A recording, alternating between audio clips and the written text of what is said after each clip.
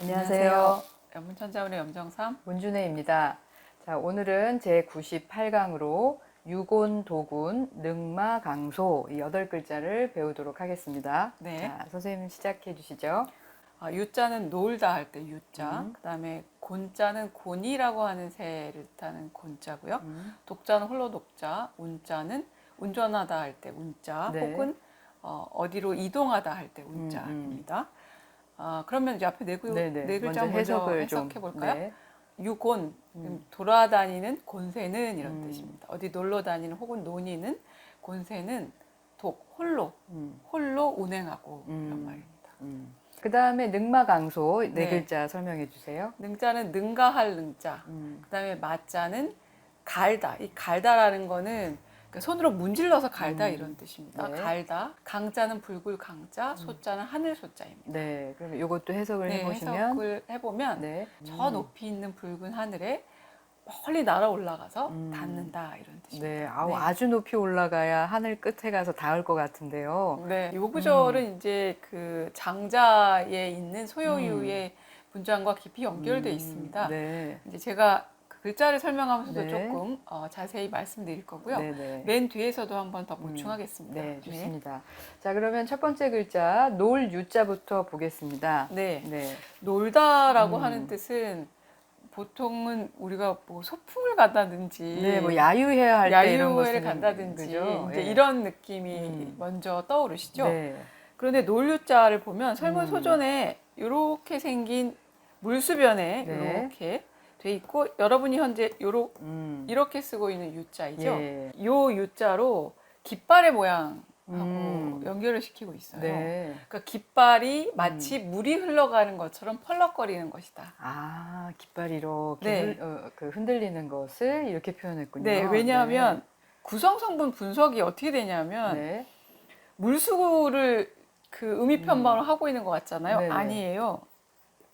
요렇게 생긴 깃발 엄자가 네. 요게 음이 성분입니다. 요 밑에 이제 여러 가지 글자 네. 들어가면 깃발을 의미하는 글자가 여럿이 생기죠. 네. 깃발 기자도 이렇게 아마 그 기자를 써가지고. 네, 맞습니다. 깃발 네. 기자 써드리면 네. 요렇게 돼 있고 맞아요. 밑에 이렇게 쓰면 이제 깃발 네네. 기자가 되는 거죠. 그러니까 요게 네. 그 기자를 제외한 나머지 성분, 지금 써주신 요 성분이 깃발이군요. 네, 그러니까 깃발과 관련되는 것을 음이 성분을 하고 있고요. 네. 나머지 부분을 합쳐서 요게 발음이다라고 얘기하고 있습니다. 그래요? 그러면 네. 요게 이제 유자인가 보죠? 찾아보니까 이 글자는 이제 헤엄치다라고 하는 뜻의 수자랍니다. 네. 그러니까 수하고 유 이렇게 이제 연결이 되니까 요거를 발음으로 보고 분석을 하고 있어요. 네. 그러니까 깃발에 펄럭이는 모양하고 연결시켜서 보고 있죠. 자, 그런데 과연 그게 맞는지는 이제 고무자들을 한번 가지고 한번 더 이제 살펴볼 필요가 있습니다. 네. 갑골문을 보시면 네. 밑에 여기 깃발 펄럭이는 이렇게 깃대가 보이고 이렇게 깃발이 펄럭이는 거 보이시죠? 예. 요 아래 이제 아들 자자가 붙어 예. 있습니다. 근데 물수가 없네요. 네, 물이 없죠. 네. 근데 근문에 밑으로 오면은 요런 획들이 이렇게 더해져 있어요. 이게 물인지 무엇인지 알 수가 없습니다. 그러네요. 네. 근데 요걸 물의 형태로 집어넣어서 설문 소전으로 변화한 것 같고, 참고 삼아 설문 고문을 한번 보시면 요것을 천천히 갈 착 있잖아요. 책받침이라고 하는 네. 그 부분으로 같이 해서 이렇게 설명을 해놨습니다. 아, 현재 여러분이 해서 가운데 이 놀 유자를 책받침이 들어간 유자로도 자주 쓰시죠. 맞아요. 네. 네. 그러니까 실은 설문 고문으로부터 온 해서자형이 이어서 물수변이 붙었으나 책받침이 붙었으나 의미는 같은 네. 거죠. 그럼 같은 글자인데 이제 네. 모양이 조금 다른 거군요. 네. 그럼 왜 이게 논일다, 건일다 이런 뜻이 됐는지 그거는 정확하게 제가 설명을 못 하겠어요. 애초에는 깃발의 펄럭임, 이렇게 흘러다니는 것 같은 그런 유동성만을 뜻하는 글자였다가 이게 이제 책받침이 들어가면서도 그렇고 어딘가를 떠돌다, 돌아다니다 이런 뜻을 이제 가지게 된 글자로 점차 확대된 것이 아닐까 싶습니다. 네, 그렇군요. 네. 자, 그러면 이제 유자 보셨고, 네. 그 다음에 이제 곤자 보겠습니다. 아까 네. 이게 곤이라고 하셨던가요? 예, 곤이라고 하는 새는 닭과에 속하고 몸집이 좀 큰, 한 3척 정도 되는 큰 닭이래요. 그 새 중에는 큰 새이면 틀림이 없는데 네. 이 곤이라고 하는 새로 요 문장에서 해석하는 게 맞느냐에 대해서는 이견이 많습니다. 네. 네. 저는 이 네. 곤자 말고 네. 물고기 어자 그게 네. 들어간 곤자로 쓰인 것도 본 것 같아요. 네, 그거는 왼쪽에 물고기 어가 네. 붙어 있고 요렇게 쓰는 곤자입니다. 네네. 요 곤자는 음. 곤이라고 하는 물고기인데 장자에 나오는 상상 속의 동물입니다. 그렇죠. 되게 그러니까 굉장히 네. 큰 물고기라고 표현되어 있지 않나요? 그냥 단순히 큰 게 아니라 이 물고기가 원래는 저쪽 북면에 있는 바다에서 살고 있다가 이게 변하면 붕새로 변하는데 이 붕새가 날개를 펼치면 저 멀리 하늘 끝자락에 있는 구름을 가릴 정도로 그렇게 이제 큰 새로 변한답니다. 그 중국 사람들의 그 상상력은 네. 이 좋게 말하면 상상력이고 나쁘게 말하면 과장은 진짜 이렇게 한이 없는 것 같아요. 네. 예. 근데 특히 이제 장자라고 하는 책이 가지는 이상 때문에 그런 부분이 심한데 보시면 요 곤어를 뜻하는 네. 글자 속에 있는 요 부분이 그대로 곤새, 곤이에게 왔고 네. 거기다 세조를 붙여서 글자를 만들었습니다. 네. 요 곤자는 설문에 없어요. 설문에 자부터 있는 글자가 아닙니다. 네. 자, 그 다음 글자는 이제 홀로 독자인데 네. 이거는 굉장히 많이 쓰는 글자죠. 네, 홀로 독자입니다. 요 글자는 분석을 하면 왼쪽에 있는 요 개견이 개견자가 있고. 의미 보입니다. 요 글자는 잘 아시죠? 네. 촉나라 할 때 촉나라. 촉자입니다. 예. 그러니까 촉이 발음 성분이죠. 촉, 독 이걸 알 수 있습니다. 근데 왜 설명이 재밌어요? 왜 개가 홀로독이라고 하는 의미를 그래서 가지게 저도 됐냐? 그게 왜 개가 궁금한데요. 들어와서? 네네. 왜냐하면 개들은 서로 모이면 싸운답니다. 같이 안 다니고. 같이 안 다니고 오. 모이면 싸우기 마련이랍니다. 그래서 양들은 무리를 지어 다닐 수 있는 동물이지만 개는 홀로 다닌다. 그래서 이제 개견자를 집어넣어서 홀로독자를 만들었다. 그런가요? 개과에 속하는 동물 가운데 뭐 하이에나나 뭐 이런 무리들은 무리 생활을 하긴 하죠. 근데 이제 중국 사람들이 옛날에 관찰했던 개의 성향은 그렇지 않았던 모양입니다. 네. 그래서 여기서부터 이제 단독, 고독, 뭐 혹은 독특 뭐 이런 말들이 그렇죠. 다 네. 들어가는 독자할 때도. 네. 그러니까 무리가 있지 않고 혹은 동료가 있지 않고 호를 단신, 단 하나 이런 뜻일 때 독을 쓰죠. 네. 네. 자, 그 다음에는요. 예. 네. 운자입니다. 지금의 해서에는 이렇게 책받침이 들어가 있고요. 네. 이 안에 들어가 있는 부분은 군대군자. 군대군자죠. 네네. 그래서 마치 이건 형성자로 그렇게 군대군자가 발음 성분이고 나머지가 이제 이동한다는 뜻의 천천히 걸을 착 혹은 책받침이라고 하는 그것이 담당하는 것처럼 보입니다. 네. 그런데 옛날 글자를 한번 보세요.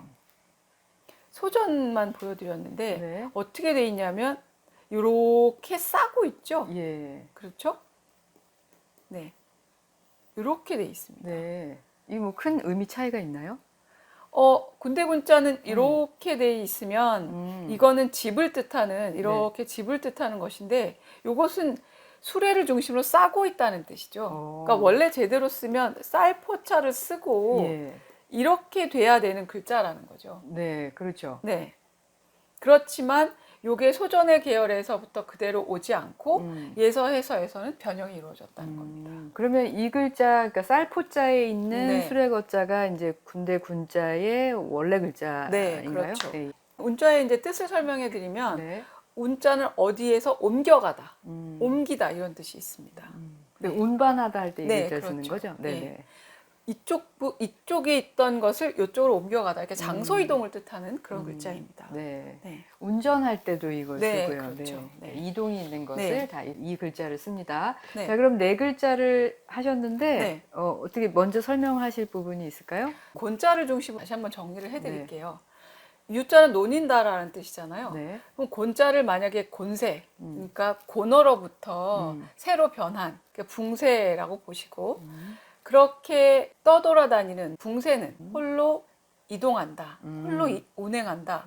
어디를 운행하느냐 이거에 대한 설명을 좀 드리고 갈게요. 네. 장자에 의하면 북명지방에서 곤어가 있는데 이 곤어가 얼마나 큰지 도대체 몇 천리나 되는 크기를 가진지 가늠할 수 없을 정도인데 이 곤어가 변하면 붕새가 된답니다. 그럼 붕새도 얼마나 큰지 몇 천리나 되는지 가늠할 수 없는데 이 붕새가 날개를 펴면 하늘가에 있는 구름을 다 가릴 정도로 그렇게 커다란 새가 된답니다.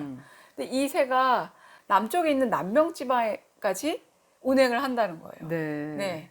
거기까지 가면 이 남명이라고 하는 곳이 곧 우리가 이제 백두산 천지할 때 하늘의 연못이다 천지라고 하는 곳까지 가서 네. 머물게 된다는 네. 겁니다. 아, 새가 이제 크기도 하고 하니까 한번 날면 이제 북쪽 끝에서 남쪽 끝으로 이렇게 그렇죠. 날아가나 보네요. 네. 이제 그런 고사를 생각하시면 아 여기서의 운자가 왜 쓰였고 곤자가 왜 쓰였는지 이제 이런 것들을 이해하실 수 있을 것 같아요. 네, 좋습니다. 그 다음 글자 네 글자 네. 보겠습니다. 능자, 능가할 능자 이렇게 네. 이제 해석을 해주셨고요. 능가할 능자는 현재 여러분이 쓰시는 글자는 어때요? 이렇게 네. 이수변이 들어가 있는 글자죠. 네네. 네. 아, 그런데 이 앞에 글자들은 그렇지가 않네요. 네. 원래 소존에 실려 있는 자형은 요렇게 이수변으로 되려면 요런 자형의 얼음빙자로 들어가 있어야 돼요. 네. 그게 아니라 물수변으로 들어가 있습니다. 네네. 그리고 물수변으로 들어가 있다 보니까 요 글자는 특정한 물건. 지역을 흐르던 물 이름이었습니다. 아, 네. 네. 그러니까 능수가 있었던 거죠. 그런데 아주 옛날부터 요 글자에는 타다, 올라타다 라고 하는 의미가 담겨져 있었어요. 네. 그렇게 쓰이던 글자였습니다. 그러니까 올라타다, 어디를 올라타다는 건 넘어간다는 뜻이죠. 먼 곳으로, 높은 곳으로 향해 올라타고 넘어간다는 뜻이죠. 그런 의미에서 원야, 넘어가다라고 하는 뜻도 담기게 되었습니다. 네. 근데 나중에는 예서 해설을 거쳐서 이렇게 쓰였는데 물수변이 쓰인 글자보다 올라타다 넘어가다라고 하는 뜻의 글자로는 대부분 다 이수변으로 바뀌었어요. 네. 그래서 현재는 삼수변으로 쓰지 않습니다. 아, 그 글자는 이제 도태되고 네. 이수변만 남았군요. 네, 그렇죠. 네. 그래서 능가하다라는 의미였고, 그 다음에는 이제 마자인데요. 네. 이게 이제 갈 마자, 문지를 마자, 안마할 때 이 글자 쓰죠. 맞아요. 손수가 들어가가지고. 예. 간다는 거는 원래 이렇게 거칠은 표면을 손으로 뭔가 기구를 이용해서 매끈하게 갈아버리는 거죠. 네. 보시면 다듬으려면 밑에 손이 이렇게 있어야 네. 되죠. 이게 손으로 오고 위에 있는 요 부분이 그게 맞아. 네. 마직물 할 때 이 마자를 네, 쓰지 않나요? 발음으로 네. 들어갔으니까 아주 분명한 형성자입니다. 여기서부터 지금 아까 얘기하셨던 뭐 손으로 주무르다, 매만지다 이런 뜻까지 갔죠. 원래는 갈다라는 뜻에서. 여기서는 손을 뻗쳐서 닿다, 거기까지 이르다 이런 뜻으로 해석하는 게 좋겠다는 네. 생각입니다. 네네. 네. 자, 그 다음에는 이제 네. 붉을 강자입니다. 네. 한자를 배울 때 색깔을 뜻하는 글자 속에 잘 들어가는 의미 성분이 있어요. 실이죠, 실. 네. 그러니까 직물에 어떻든 색깔을 표현할 수 있기 때문에 굉장히 많이 이 실사를 이용해서 색깔들을 표현할 수 있습니다. 이 글자도 마찬가지인데 요거를 빼면 오른쪽에 있는 부분은 강자죠. 네. 네. 발이 두 개 있는 네. 모습이네요. 이건 아래로 내려오는 맞아요. 모습의 강자입니다. 네, 네. 그러니까 요게 이제 발음 성분으로 들어갔으니까 이 글자는 색깔을 뜻하는 강자인데 어떤 색깔이냐? 그냥 붉은 색깔이 아니라 설문에 의하면 대정량, 아주 붉은 색깔이라고. 네. 우리가 색깔을 지정해서 이것을 빨강이다 얘기하지만 빨강색도 세분해서 나눠보면 맞아요. 굉장히 네. 많은 레인지가 있죠. 근데 그 여기서 이야기하는 강자가 얼마나 빨강색인지는 모르겠어요.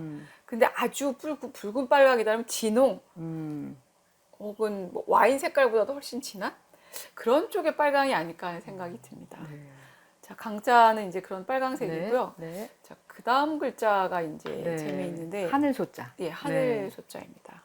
왜 하늘이 되느냐? 이거는 여기에 위에 있는 비유 때문이고 네. 요 아래에 있는 소는 네. 초, 원래는 같을 초자 맞아요. 발음돼서 초소 그래서 이게 발음 발음 성분으로 성분. 들어가 있는 겁니다. 네. 설문에 의하면 이거는 작은 그 쌀아기 눈? 쌀아기 눈이라고 네. 하죠. 네. 쌀아기 눈을 뜻하는 글자래요. 아, 원래는요? 그러니까, 네, 원래는 이렇게 하늘에서 뭔가 내려오고 있는 거여서. 네. 그러니까 강소 이렇게 붙인 게 발그스레한 하늘인 거죠. 강천 이거보다는 진짜 느낌이 네. 다른데요. 예, 그렇게 이제 네. 주응사가 여기다가 소자를 집어넣은 것 같습니다. 네. 자, 그러면 이제 뒤에 네 개의 글자도 한번 설명을 네. 해주시고 전체적으로 한번 정리를 해주세요. 강소는 이제 붉은 빛이 가득히 감도는 그런 하늘인 거죠. 이제 그런 하늘에 올라타서 닿는다. 누가? 아까 얘기하셨던 새가 그죠? 예, 예. 권새가, 붕새가 바람을 탔건 기운을 탔건 올라타고 넘어가서 하늘을 떠돌면서 그곳까지 닿는 거죠. 굉장히 아름답기도 하지만 굉장히 웅장하기도 하고 그런 느낌이 조금 드네요. 네, 장자랑 연결을 시키면 장자가 가진 꿈이 굉장히 원대했습니다. 고너나 붕쇠를 얘기했던 장자의 뜻은 어딘가에도 얽매이지 않는, 심지어는 하늘이나 땅이나 바다와 같은 공간에도 얽매이지 않고 때로는 물고기도 되었다가 때로는 새도 되었다가 어디든 내가 임의로 날아다닐 수 있다면 좋겠다. 그렇군요. 이런 꿈이 기탁된 네. 이제 그런 글을 썼는데, 그것이 담겨있는 소여유의 문장에서 많이 힌트를 받아서 주홍사가 이 천자문을 지은 것 같습니다. 네. 네. 자, 그러면 네. 98강은 여기까지 하시고 제 99강 다음 시간에 배우실 내용은 탐독, 완시, 우목, 낭상 이 8글자를 배우도록 하겠습니다. 네. 네. 자, 수고하셨습니다. 오늘은 여기까지 하겠습니다. 감사합니다. 밤을 하늘에 황집 우집주